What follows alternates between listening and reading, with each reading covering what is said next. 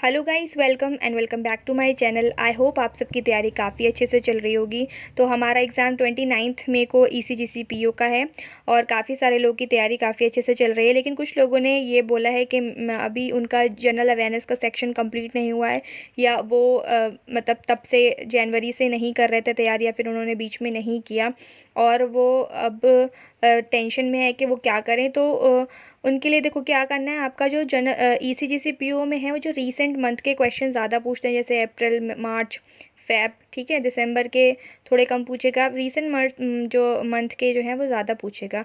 ठीक है, तो आपको क्या करना है, आपके लिए मैं एक पीडीएफ लेके आई हूँ जो कि ऑलिव बोर्ड की तरफ से है।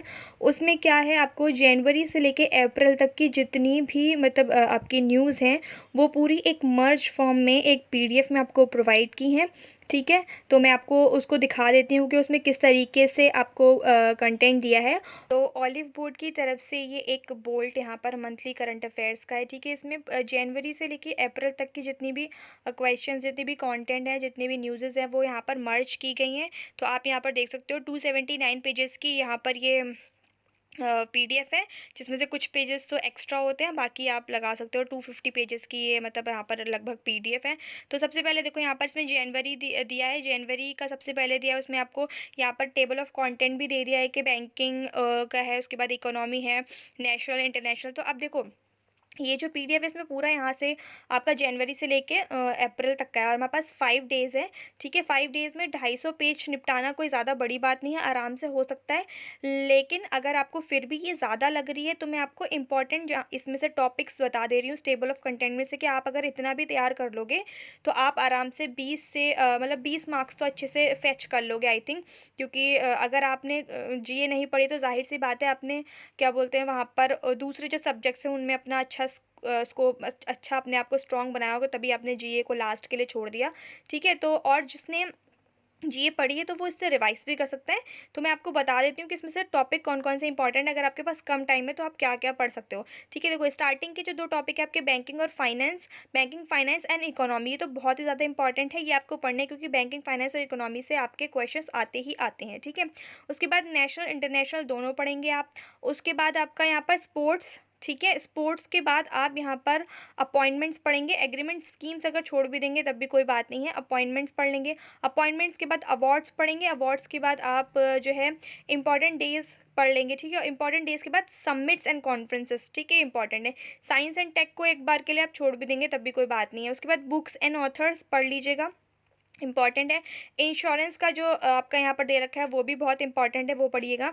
उसके बाद यहाँ पर आप पढ़ेंगे जितने भी नेशनल इंटरनेशनल यूजेस है वो तो पढ़ेंगे ही पढ़ेंगे। ठीक, तो ये इंपॉर्टेंट है, इनको आप टिक लगा लीजिएगा कि ये वाले टॉपिक, या कॉपी में लिख लीजिए कि ये वाले टॉपिक्स जो है हम पहले निपटाएंगे। उसके बाद अगर टाइम बचेगा तो बाकी के बचे हुए जो टॉपिक हैं आप वो कर लीजिएगा।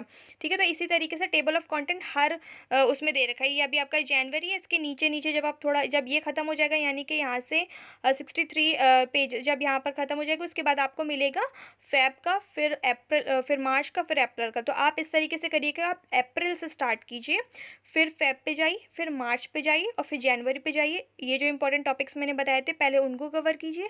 उसके बाद आपके पास जितना भी टाइम बचता है उसमें आप दो काम कर सकते हो, या तो आप इसी चीज़ को रिवाइज़ कर सकते हो या आप एक्स्ट्रा चीज़ पढ़ सकते हो। ठीक है, तो मैं यहाँ पर आपको सजेशन ये दूँगी कि जो ये आपने मतलब पढ़ा है उसी को आप एक बार रिवाइज़ कर लो।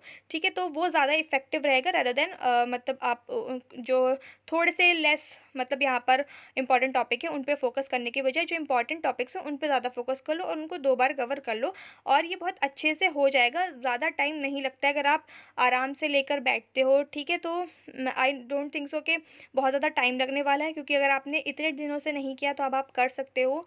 और क्योंकि अब आपको ज़्यादा मार्क्स लगाने की ज़रूरत नहीं है, ज़्यादा जीए और कंप्यूटर पे ध्यान दीजिए। ठीक है, उसके बाद यहाँ पर देखिए ये सब मैंने आपको बता दिया। इसका जो लिंक है वो आपको डिस्क्रिप्शन बॉक्स में मिल जाएगा।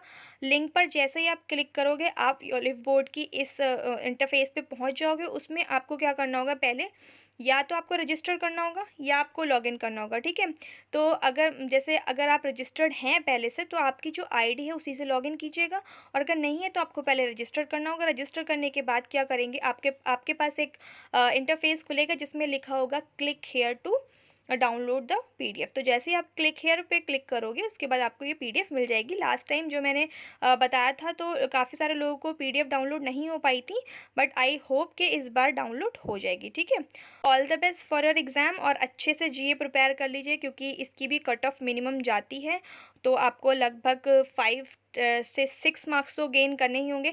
लास्ट ईयर 4 गई थी, अब देखो इस बार कितनी जाए, वो तो डिपेंड करता है क्या कंपटीशन है, कितना मतलब लोगों ने क्वेश्चन अटेम्प्ट किए हैं। ठीक है, तो इसलिए छोड़िएगा मत। मान लीजिए आपके अदर सब्जेक्ट्स में अच्छे आ गए, इसकी कट ऑफ पार नहीं हो पाई, तो भी गलत, तो भी मतलब आपके लिए गलत साबित होगा, तो आप इसको अच्छे से तैयार कर लीजिएगा। ठीक है, thank you and all the best.